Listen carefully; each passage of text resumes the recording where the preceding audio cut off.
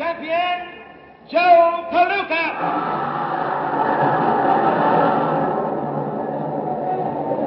In this corner, in top fighting form, coming to you every Monday through Friday at this time in thrilling, action-packed stories, America's #1 hero, world's champion of boxing and of fair play, from Ham Fisher's famous comic strip, Joe Palooka.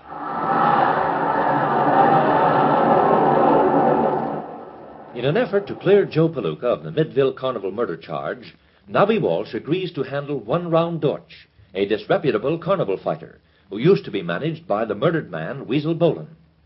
Nobby's archenemy, Blackie Ballinger, has sent one of his thugs, Rock Harden, out to Centerburg to sign up this same One Round Dorch for a special job. Rock, however, is injured in a train accident and detained at the Centerburg Hospital. Rock becomes suspicious of Nobby and calls Blackie, who orders him to get Nobby Walsh. He also succeeds in making Dorch suspicious of Nobby, who says his purpose in coming to Centerburg was to see his mother.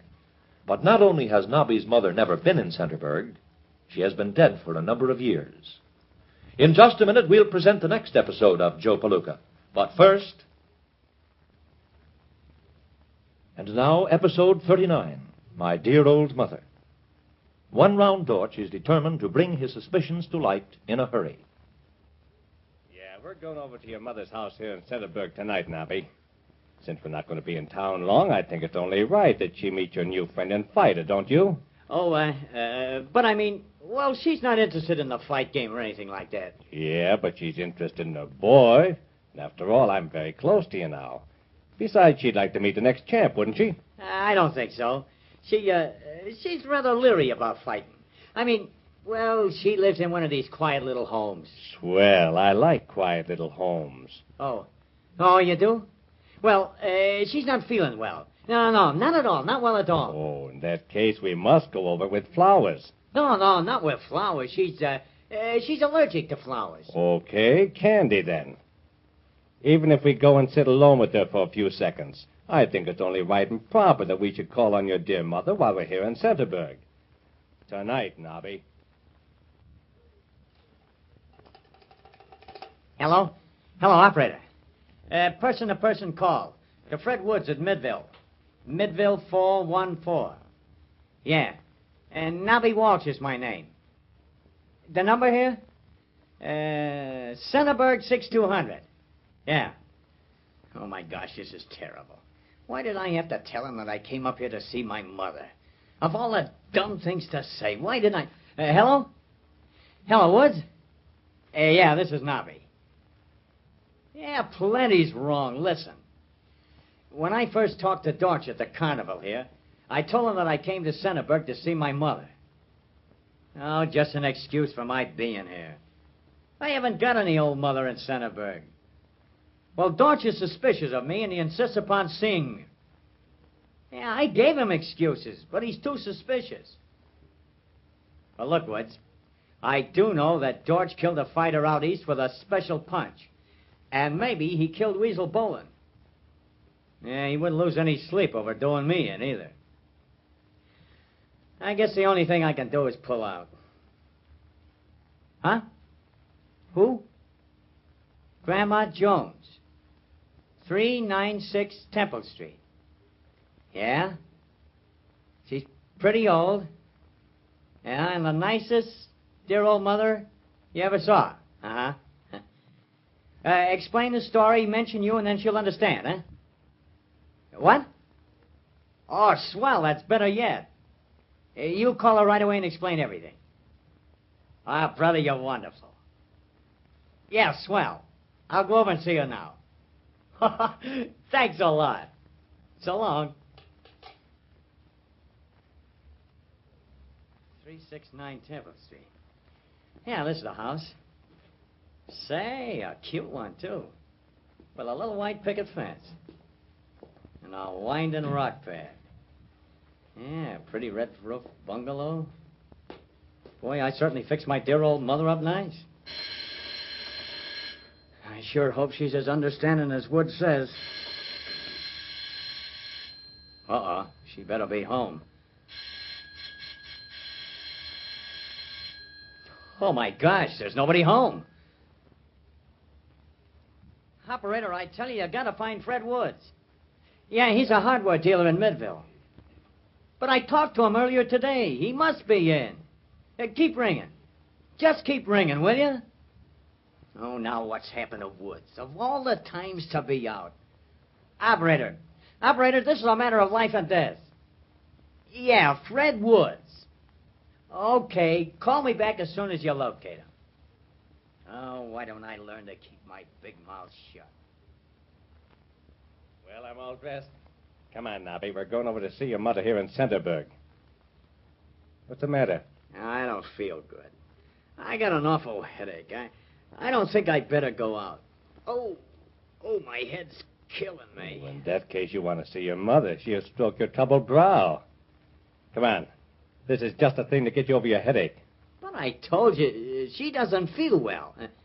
She's pretty old, you know. You don't want to see her. Look, Nobby. I'm going to meet your dear old mother here in Centerburg, or you're liable to meet your dear old finish. Look, George. There's something I got to tell you. Something I got to explain. Let me explain first, Nobby. Remember I told you once that I'm not a guy that likes being crossed up, even just a little. Well, so help me, Walsh, if there's no mother to meet, why, you're going to get... Oh, there's someone at the door. I'll answer it. Okay, go get it. Why, hello, son dear. Why didn't you come over? I've got the teapot ready and cake and cookies. Oh, hello. You must be Mr. Dorch. My son Nobby has told me so much about you. Your son, Nobby? He's such a thoughtful little fellow.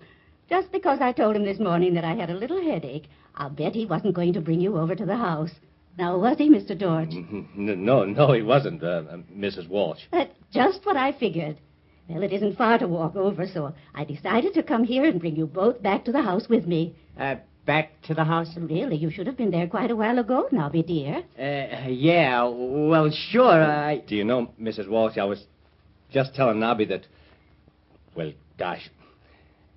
I'm sorry, Nobby. I apologize. Now, you two boys weren't having a spat, were you? Oh, no, Mother. Well, the two of you just come over to the house, and I'll fix you some tea, and I'll give you some of the nice cake that I baked special today. So let's all go over to the house now, and we'll have a very pleasant evening. Gosh, Nobby, lucky to have a mother like you, Mrs. Walsh. Well, I feel I'm lucky to have a son like Nobby. Yeah. Well, I just feel lucky. Tell me, how did he ever get the name of Nobby, Mrs. Walsh? Well, now don't tell anyone, but when he was a little child, he had a head shaped something like a doorknob. That's pretty good. Nobby. I get it. So that's how I got my name, huh, Mom? Yes. I guess you never knew that before, did you, son? Say, I think you're swell, Mrs. Walsh. Well, that sounds like a hint for me to get up and get you boys some more chocolate cake. No, you sit still. I'll get it. Well, fine. It's right out in the kitchen. You see, Nobby, that's the way a gentleman should act.